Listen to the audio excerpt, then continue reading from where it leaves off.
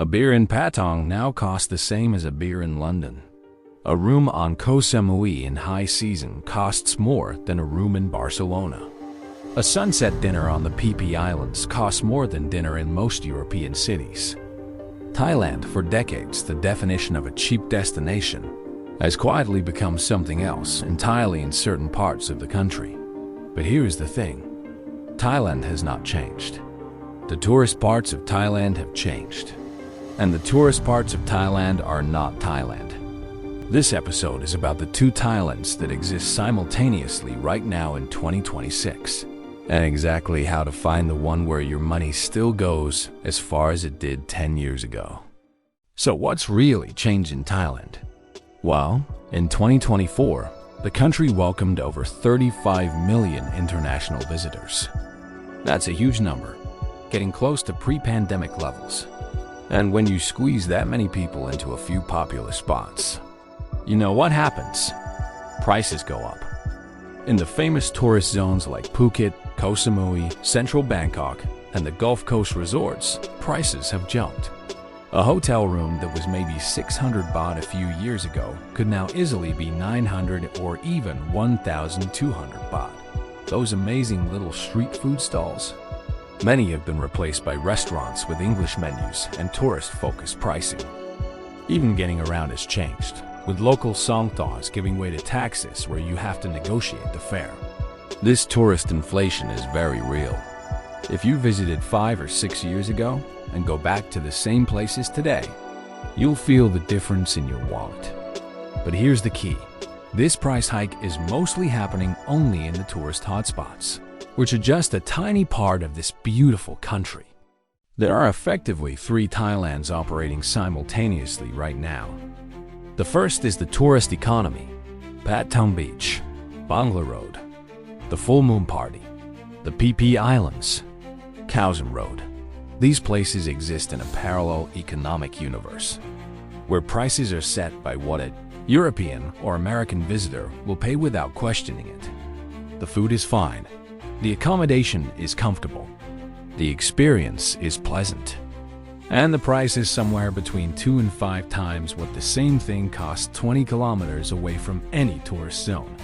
The second is urban Thai life. Bangkok outside the tourist districts. Chiang Mai outside the old city and Naman Road. The provincial capitals, Udon Thani, Nakhon Ratchasima, Khon Kaen, Ubon Ratchathani.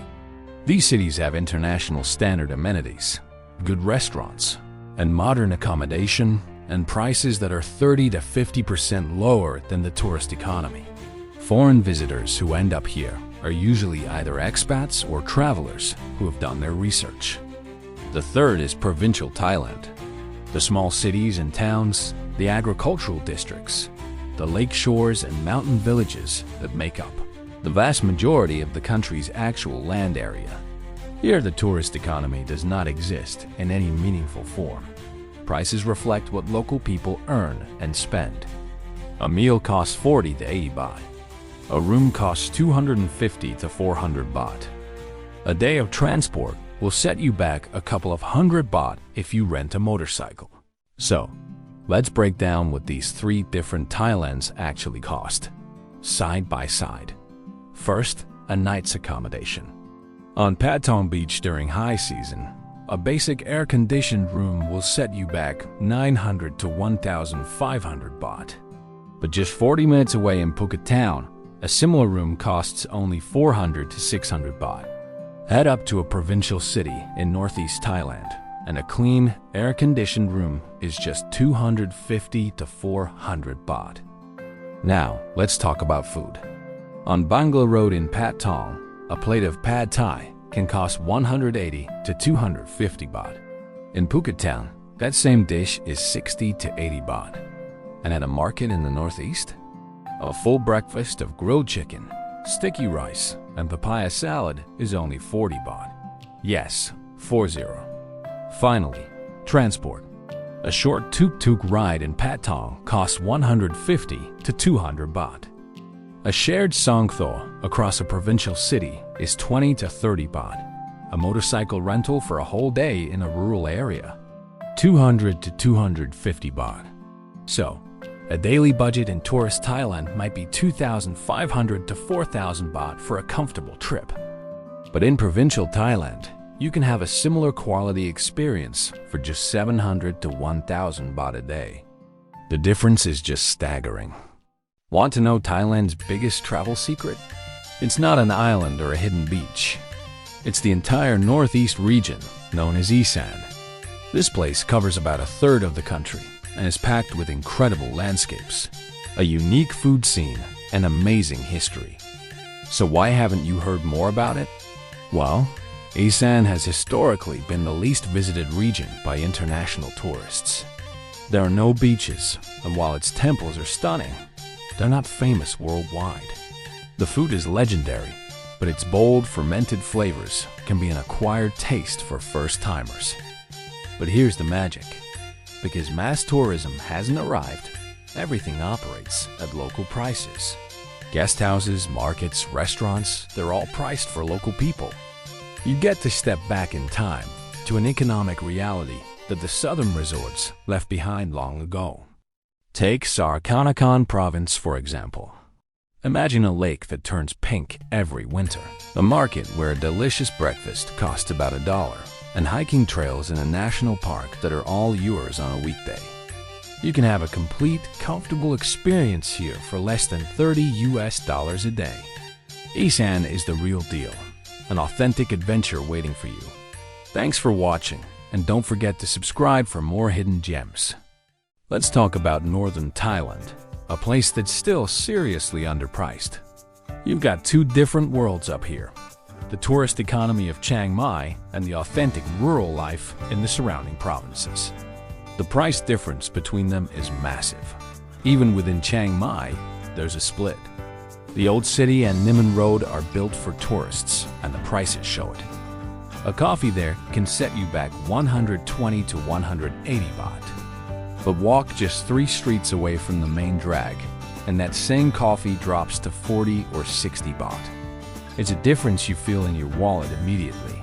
Now, venture further north to provinces like Chiang Rai, Phai Yau, or Nan. Here, prices are dramatically lower. The infrastructure is great for travelers, but isn't designed just to take your money. You get amazing places to stay, incredible food, and stunning landscapes, all for a fraction of the cost. Nam Province is a hidden gem. Insiders know it as one of the best value spots in all of Thailand. Think mind-blowing temple art, epic mountains, and fantastic local food, with almost no tourist price hikes. It's the kind of place you visit because it hasn't been changed by tourism yet. Get there before everyone else does. Getting between the cheap and expensive parts of Thailand without paying tourist prices on transport requires knowing which options exist. Domestic flights are frequently the best value for covering large distances. AirAsia and Nokair both operate extensive domestic networks. Fares booked 2 to 4 weeks in advance regularly come in below 1,000 baht one way between Bangkok and provincial cities. At that price, flying beats the bus on time and often on cost. Within cities, the choice between Grab, Bolt, and local Songthaews determines the daily transport cost significantly. Grab and Bolt both operate in most Thai cities, and their metered pricing is consistently lower than negotiated tuk-tuk rates. In provincial cities where ride-hailing does not operate, the shared Songthaew system costs 20 to 30 baht per journey, regardless of distance. Learning which color Songthaew goes which direction takes 20 minutes of observation and saves money on every subsequent journey. The biggest transport saving available in provincial Thailand is the hired motorcycle. At 200 to 250 baht per day, it provides complete freedom. It eliminates every other transport cost for the day and makes it possible to cover rural distances that would be impossible on public transport. Navigate Thailand efficiently by choosing the right ride for the right distance and keep your travel budget intact. The authentic Thai street food experience, the one that travel content has been describing for 20 years, still exists. It has not been replaced everywhere by tourist restaurants.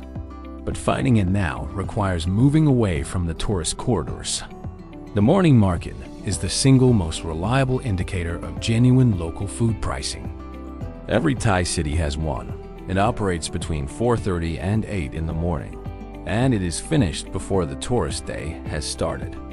The prices at a morning market are set for local customers. A complete breakfast costs between 40 and 100 baht. Grilled chicken, rice, a salad, or soup. The food is fresh because it was prepared that morning. The evening market, which operates from around 5 in the afternoon until 9 or 10 at night, is the second most reliable indicator. These markets exist because local people want affordable food for dinner. The pricing reflects local incomes rather than visitor expectations.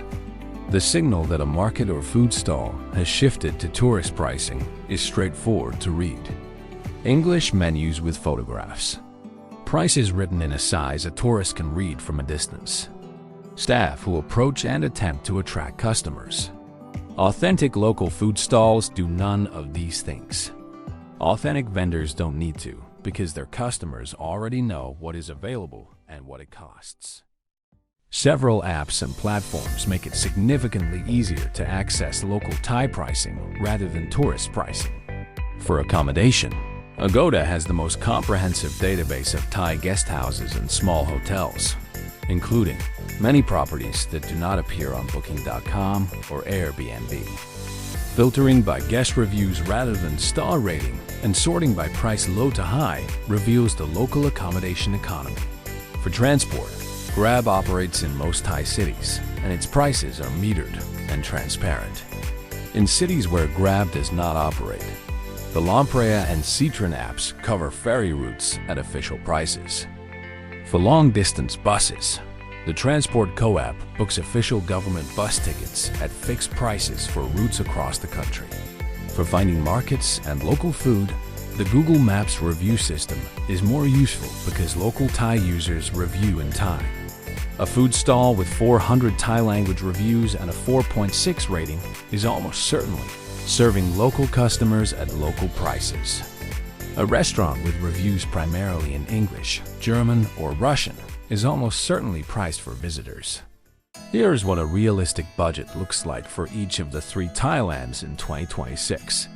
Tourist Thailand, Phuket, Koh Samui, the Southern Islands, Bangkok tourist districts. Budget 2,500 to 4,000 baht per day for accommodation, food, and transport at the level that most visitors consider acceptable. At the lower end of that range, the experience is basic. At the upper end, it is comfortable but not luxurious. This is the Thailand that feels expensive compared to 5 years ago because it is. Urban Thai life, provincial capitals, Chiang Mai outside the tourist zones, Bangkok outside Sukhumvit and Khao Sam Road.